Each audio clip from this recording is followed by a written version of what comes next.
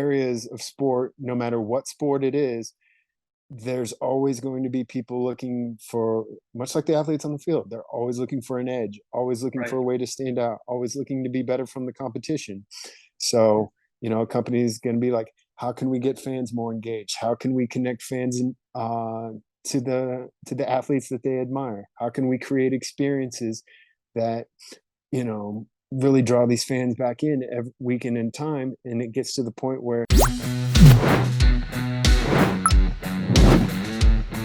Hi, everyone, and welcome back to the Sporting Global podcast. And today I'm here with Matt. And Matt, first of all, thanks for taking the time. And how's life in sunny California these days? yeah, it's good, warm but good.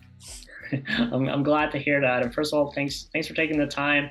It's going to be a pleasure having you part of this and sharing a lot about your journey in the sport industry, what you're up to these days, and a little bit about some tips and advice you have along the way. So Yeah, first of all, thanks for having me. why don't you dig a little bit deeper into how your journey in the sport industry began? Take us to where it all started.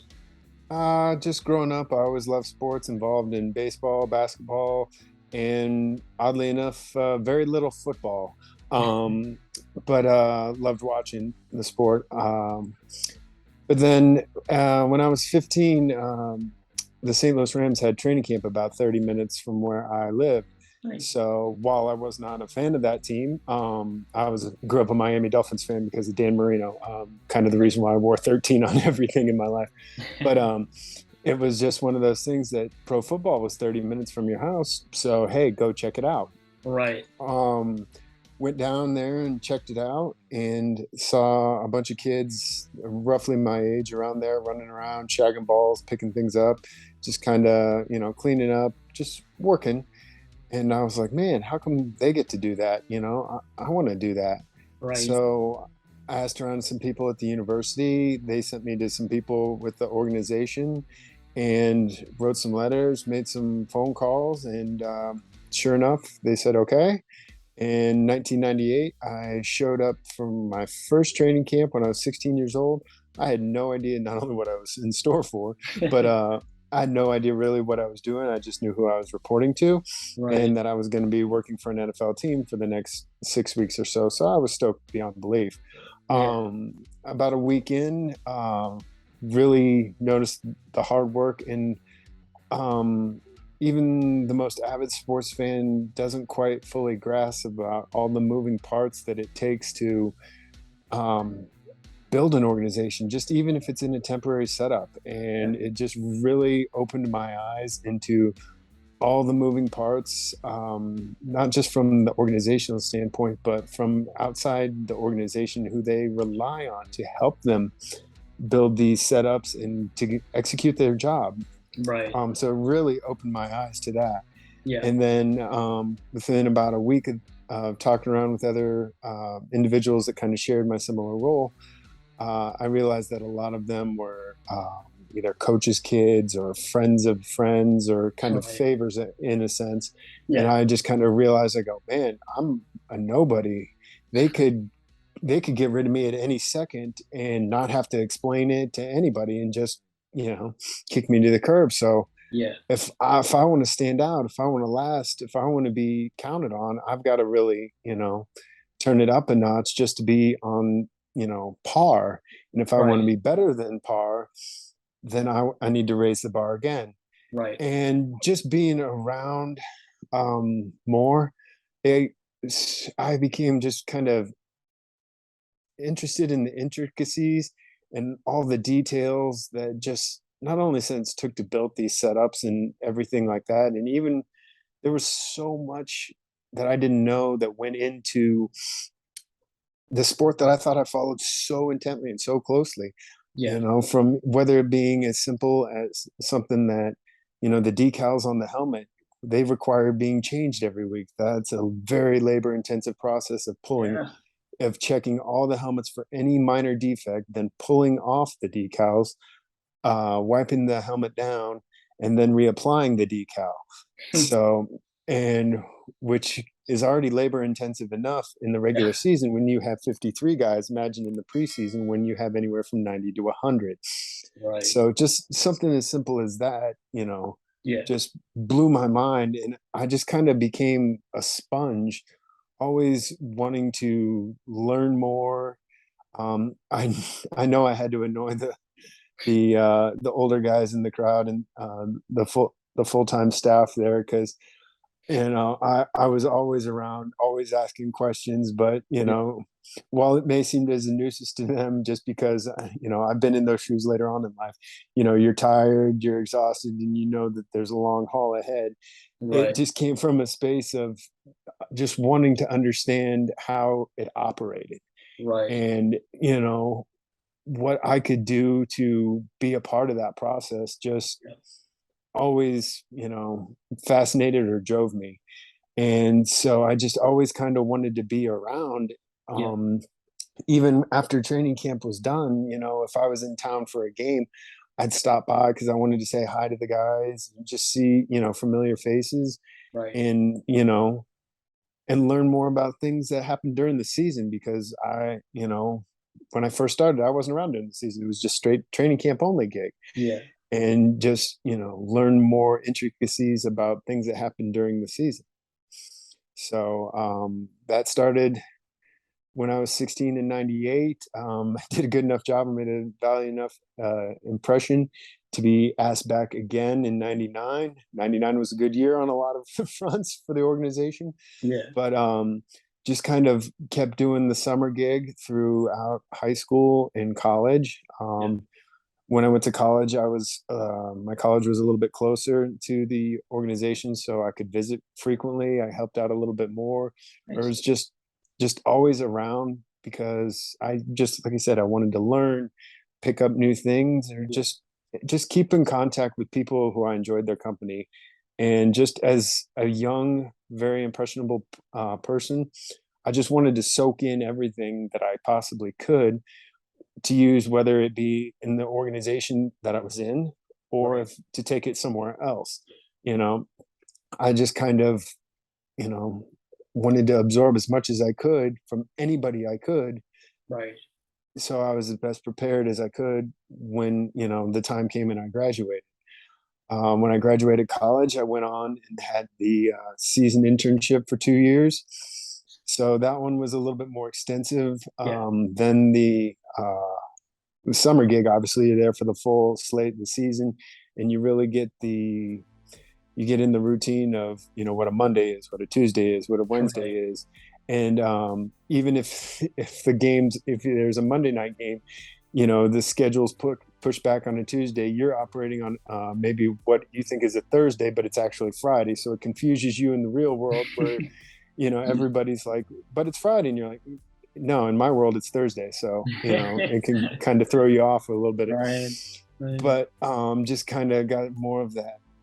That was more front lines. Really saw the long haul, the journey, and everything, and even was around for some of the what kind of happens after the season ends. As Yeah. far as the cleanup, the inventory, and the maintenance, and that kind of aspect.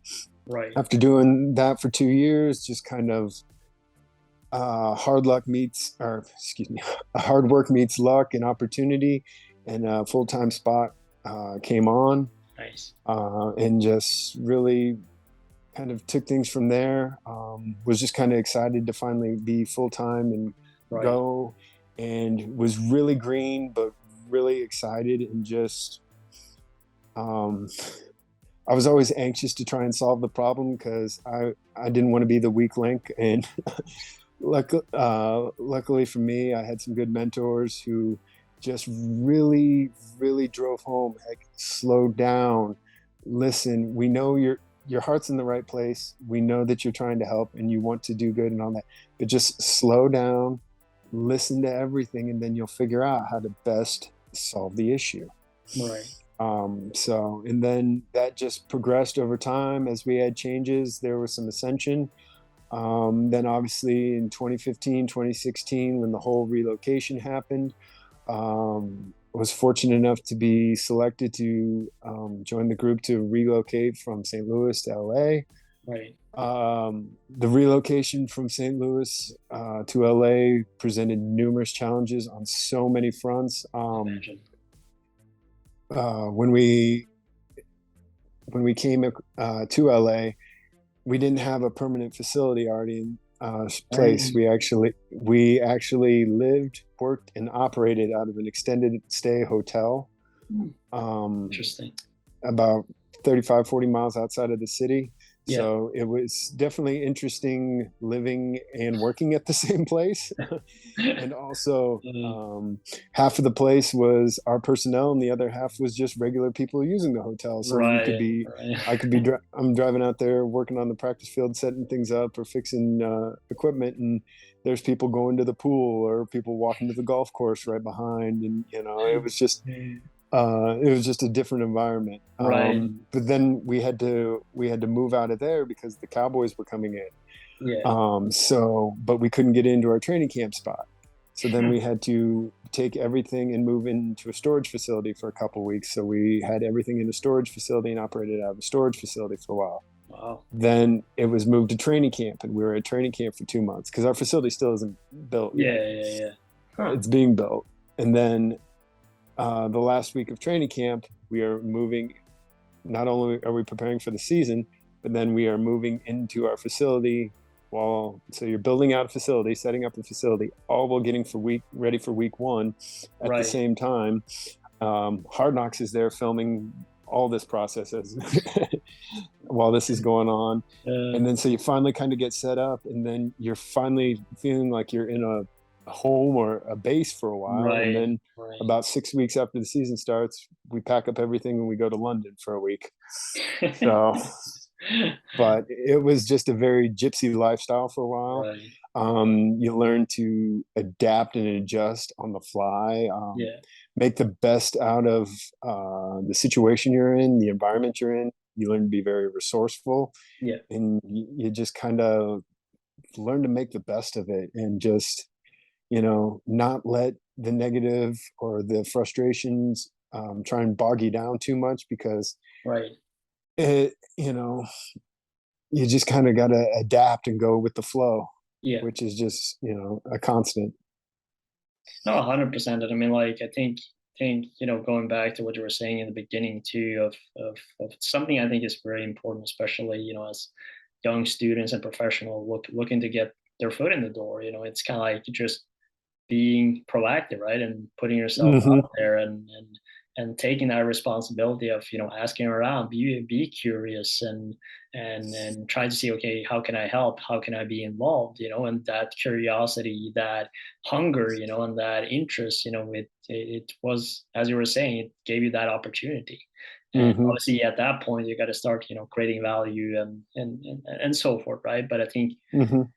we sometimes forget that, in a sense, where we're like, we're Hmm. taking, especially these days, where we're taking education, like maybe a bachelor and a master, and we think we're gonna, Hmm. get that job right away, and maybe it doesn't have a lot of experience. And so it's important, to talk Hmm. about this step. And I'm glad you kind of covered also, kind of like, okay, I did my, summer kind of work, and then, more Hmm. like internship, and then, more, and then, okay, full-time job. So it's a process, right? It takes Yeah, takes time, it's and it's kind a of journey. yeah, kind of like riding a bike. You start from the Right. big wheel to then the training wheels, and then the training wheels come off, and then the mountain bike. You just kind of progress Right. a little bit more at a time. Yeah. Just kind of, it's a balance of paying your dues and luck and opportunity. So it's Right. kind of a combination of the both. Yeah. Yeah. No, for sure. And I mean, like, obviously you've been working, many years in the NFL for Hmm. I guess St. Louis Rams and LA Rams. But like, what were some key lessons that you learned along the way? Just in the NFL, working for a professional football team. Like, what were some key things that kind of stood out for you? One, I kind of talked about this earlier, but just listening. And you got to listen to all the details and listen to what people are saying, and also listen to really what they're not saying, because um, it's such a service industry. What there's a need and you've got, or there's a want and a need. You've got to listen to the details and the specifics so you can fill it accordingly and fill it right. So there's a trust and a rapport built over time that as these wants and needs get more and more severe or more and more important, they know that you're accountable and dependable enough to execute these things. Yeah. And then on the other side of it, communication going hand in hand. It's a giant moving machine, and in so many different departments and so many different things Yeah. are all working off each other. Right. Think of it like a big rowboat. If somebody, if a rower or somebody falls out and somebody else has got to pick up extra work or something in that nature, everything just kind of slowly starts to deteriorate and the function falls apart. Yeah. You know, when there's a lack of communication or a failure to communicate, Right. that can just disrupt the whole process and put everybody back behind, not just one department or one person. It can really set everybody else behind. And then that also leads to the trust aspect of, Yeah. man, like trust and dependability, man. Like, hey, this person kind of, we got let down, or they dropped the ball on this, can I trust them again? Right. Are they going to follow through? But it's much like the team on the field, and everybody needs to know their assignments and everybody needs to communicate, or Yeah. else the play doesn't execute. The Right. staff has to communicate, all has to work together, all has to rely in order for them to execute and execute at the highest level. Yeah, I think it's a very good way of putting it down, and I mean, like definitely some key lessons, and which is Mm-hmm. obviously why you talk a lot about the soft skills, right? And Mm-hmm. communication is a big part of that. That is very Mm-hmm. important, especially in the service industry and in the sport industry that it is today, because it's so many different stakeholders, right? And you have obviously the fans as well and the players and Mm-hmm. all different stakeholders that are involved that you need to kind of speak to in a sense. Obviously there's different roles and different requirements, but Mm-hmm. but at the end of the day, it's a big part of any successful organization. And if you're going to be Mm-hmm. world champion, which is, I guess, is the term, Mm-hmm. you gotta communicate like a world champion too. Yeah, I mean, just because you don't play the game doesn't mean that you don't need to communicate and operate and do the things that it takes to execute at the highest level. Right. Because, much like the team on the field, you have to do the little things to build and to all work as one, because you're a team as well. Yeah. Just because you don't play the game doesn't mean you aren't a team as well. Aren't a team as well. Right. No, and that's a very very important part. And Yeah. moving a little bit, to the present, and obviously you're exploring a lot of Hmm. opportunities now in the Yeah. industry, and like talk a little about like some key areas you want to dig deeper into, and some of the areas that you want to explore now that you have you know a different kind of venue to discover. Yeah, yeah. No, I got to work a lot in the relationship building, Yep. especially in the last year. To kind of the personal relationship building and just rapport building over the years that I had with players and coaches and staff, and providing a service for them, Right. and just kind of took that more on a bigger scale in the business level, finding products, services, and being able to relate and communicate to those in the sports industry. Because not to sound egotistical or different enough, it's just a different animal, a different breed, and a different type of mentality of the people who work in it, I guess is the best Yep. way to say it. Right. Nothing wrong or discriminatory, it's just a different machine. Yep. And knowing how that operates going in, I feel gives me an upper hand, knowing how to not only how it operates, but how to communicate with those individuals within, to relate to them, to not only know things around their environment, but maybe know people in their environment, to Right. build that trust that, okay, hey, this person, they know the drill. They're not here to just, make a quick buck and bounce or do anything that is going to complicate our process. They know Right. the drill. So if they're talking to us, they have something that can provide a benefit to us, Yeah. because they know how we operate. Um, So that type of nature, I see a lot of opportunities just in the past. I'd probably say 12 to 18 months.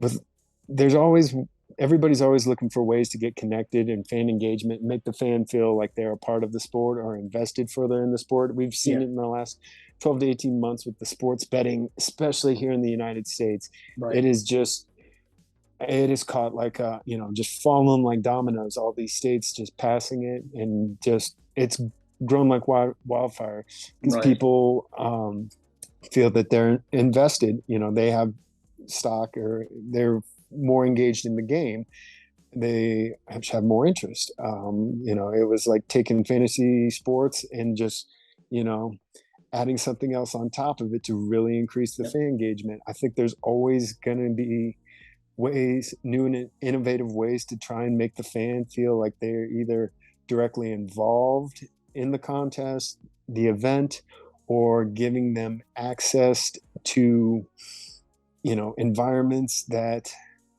are unique or Right. personalized, Yeah. uh, or that type of experience, either whether it be an experience or a connection with the athlete themselves or the coach themselves, Yeah. the person themselves. I believe there's always going to be people and companies pushing the forefront to try and be the next fantasy type of engagement, the next type of online sports betting. There's always going to be some type of connection for that. Then also, just in the there's always going to be people looking for performance improvements, technology, concepts, ways, any type of ways to perform, to improve athletes' performance, training, recovery, safety. All of those things are a constant. As everybody says, if you're not getting better the next year, you're getting worse. So people are always pushing new training methods, new safety measures, new Yeah. performance ways, new ways of tracking it. So there's always going to be somebody pushing that envelope as well. Right. And when you have these two entities or two industries that are looking to do that, but they might not have the insight on how the sports business operates or how a team operates, they need that individual or person to kind of connect them or help introduce or be that relationship builder, Mhm. or say like, they may think that they have a good process on to introduce their product or service, but when they find out how teams operate, that might cause some snags into their process that if they would have known, they could have made some minor adjustments to improve, and then they're sitting back in the driver's seat in an advantage seat. Right. So I see myself in a realm somewhere there of Yeah. connecting businesses, companies, either in the fan engagement realm, whether it be to a product and team, a product and service, or a product Right. and player, but that type of way of just knowing how to communicate and knowing how that world kind of operates, Right. having that. I don't mean to sound egotistical, but like, oh, I know it all with know how to communicate with every athlete coach. No, that's Sure. impossible to say. Yeah. But just more of having that inside track that somebody in the organization might not do, Yeah. Yeah. and how those in the sports industry operate. That type of insight might help a company get the inside step on their competition, Right. and lead them to a better advantage. But that type of realm, because those are two areas of sport, no matter what sport it is, there's always going to be people looking for, much like the athletes on the field, they're always looking for an edge, always looking for Right. a way to stand out, always looking to be better from the competition.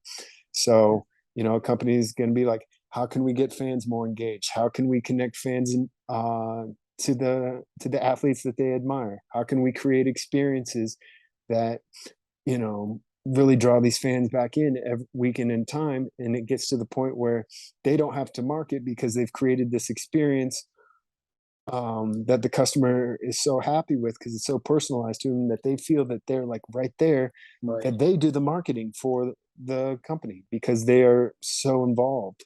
Yeah. And it's a big challenge, like especially Hmm. these days as well with the short attention span to like Hmm. the majority of opportunities people have these days. It's just a massive both digitally and physically, right? Of things Hmm. that people can attend to. And I mean, like with the new social media format too, it's very Oh, short attention span and the short videos, that yeah. I capture the mean, attention. just for example, like NFL Red Zone, they are constantly flipped a game. They constantly are changing the games whenever a team gets down in the red zone or in a scoring position. Very, very seldom anymore is it just you put on the game and you watch the game straight through uninterrupted without either checking your phone for the other scores or Yeah, looking at that. right. The long day, days long gone, or hey, the Green Bay Packers are on. We're gonna watch them, and you just watch that game and you turned it off and you went about the day. No, people are constantly checking their phones to see Yeah, what the score of the Lions Vikings game is right. because they have two players in that game, and then Yeah, I'm looking for the Chargers Seahawks game because I have two players in that. No, people, right. the need for there's constant need for stimulation for the product. Yeah, no, 100%. And as I was talking about, like, there's obviously, some challenges with all of this, and talk a bit about like some challenges you've been facing in the industry, and I guess like what you learned along the way from that. Learned along the way. It's a tough network. Um, I liken it to the mafia. I'm a big fan of like the Soprano shows and the Godfather movies. Yeah, yeah, I don't liken it in a negative aspect. I just liken it in the way of it's kind of this own society. They operate by a just different set of rules. That's just kind of what it boils down to. yeah, And people within that just know that. And it's one of those things that if this is what you want to do, you just have to accept that. right. And that can present some challenges along the way, can make things difficult and make things frustrating. And it's also sometimes hard to get in new ideas Yeah, and new ways just because, it's that close knit operation. So that can kind of make things a tough, nut to crack. right. But so that presents some challenges. And then from the business standpoint, it's, especially with right now these days, startups are everywhere. And, a lot of people have good ideas and, Hell, but they struggle to get it off the ground, or they may get it up off the ground, but they struggle in execution. And, so many fail before they really get off the ground or fail to, really fulfill their objective. right, And, it's sometimes hitching your wagon to some of those ships can be frustrating because you're constantly having to start over. right. Yeah, no, I mean, like, Hmm. we know the challenge as a startup, a Hmm. little bit how the industry, is receiving it sometimes, but at the Hmm. end of the day, it's finding the right kind of people, right? And Yeah. once you find those, it's a lot easier to knock down Yeah. those doors. Yeah. Got to burst some When bubbles, along the way. Yeah. Once you start finding the right people and aligning yourself with the right people, Yeah, you you get a wider base of support and get a wider network, and then you grow and you're more stable because you have this base of good people doing good things, and right. that's how you set yourself up for long-term success. Yeah, It's just, you know, it's really and the key thing is you've got to know if you're going to come in this business, you've got to play it for the long haul. right. It's not a short-term play, Very true. because in order to get in, sometimes it takes persistence. It takes, just constantly showing up, taking some rejection for a while and Yeah, looping back around and just constantly being around there yeah, and showing that you have good intentions, so that when the opportunity arises, you're there. right, And right. then you just prove yourself over time. But you've got to know, to anyone just getting into the sports industry, it's a long if it's truly what you want, you've got to know you're playing the long game. Yeah, It's not a short in and out type of a game. right. um, because if you have that type of mentality, it's just really going to frustrate you, um, going in. Yeah. And, you're going to hear a lot of no's, sometimes you won't even hear anything, but Yeah. it's that persistence of coming back around Right. and being there and just kind of, not in a sense wearing them down, but just always being there so when the opportunity arises, you're there and they think of you Right. to solve the issue. Yeah, I mean, like, it's kind of like perfect with a way of how I wanted to wrap up a little bit the podcast here. With, I mean, like, Hmm. and you provided a lot of tips and insight already along this podcast. But if you wanted to kind of, I guess, you know, mention like one or two that you would kind of like prioritize or highlight a little bit, like some tips that you have for any student, young professional looking to get their foot in Yeah. the door, like I mean, what would it be? yeah, I was lucky and I had some great people help me along the way. I wouldn't have had the career I had if I didn't have great people help me along the way, from just as little things as like mentoring me on like either listening or teaching me little tricks of the trade, or just the support of the every once in a while, like, hey man, I see you're grinding, you're doing the right thing, you're doing the Yeah, right thing. I know it's just as something as small as simple as that.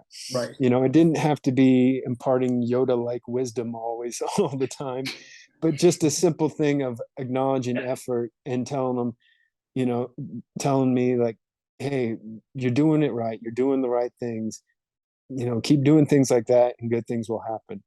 right. To just the younger generation, I'd say, you know going off what I said earlier, it's the long game. You're going to see times on the clock that you never did in your life, and um, learn to ask questions, but ask from a way of trying to understand the process, not so much a like, why are we doing this? Why is that?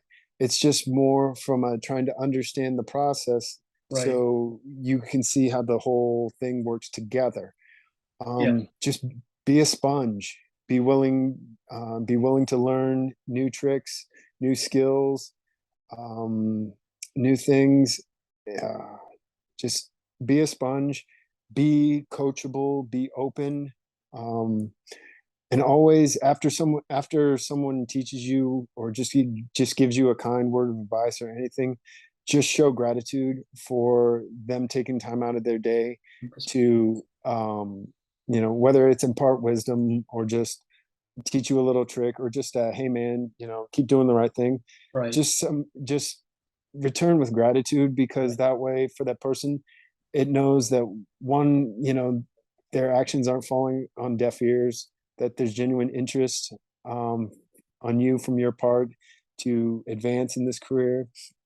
And it's going to definitely cause that person to reach out and help more, to um, I hate to use the cliche word to take you under the wing, but just coach you up in more things, teach you Right. more valuable tricks. Just, just they're going to teach more and be more receptive of, um, looking out for you and looking out for your best interest, Yep. because they know that you're thankful for it. Right. Oh, one. But yeah, and then just I know one of the biggest things I've always seen for years, everybody is always saying, I just want to work in sports. I just want to work in sports. I don't care, whatever. While there's some validity to the, eagerness to try and get in any way you can, you know, look for where you can fit in or where some interest that might help you. But yes, definitely be willing to work in other departments to eventually, because that's how you find out about the opportunities to get in departments that you want. Yeah. And also, you may you're going to learn new skills and new things that you can then translate over into your new position. You're also Right. going to interact with other people in departments and organizations that you wouldn't have before. So that's more people that are aware of your skills, your experience, and your just kind of willingness to be coached, and more people that can recommend you for when you want to go in the areas that you want to go into. Yep. I've seen several people start in unique positions that they've since transferred into where they want to.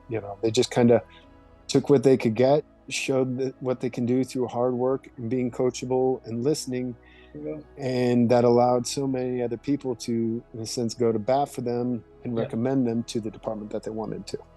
Oh, absolutely. And with that, Matt, I would like to thank you, so much for taking the time, for sharing your insights and story with all of us. And for those of you, that have been all the way here at the end, make sure to like the video, subscribe as well to get weekly tips, from leaders like Matt in the industry sharing their tips and insights. And Matt, just to kind of like wrap up here, we do like a little kind of challenge or tradition for every podcast guest that we have on. So Mm-hmm. I have to teach you a little bit of Norwegian.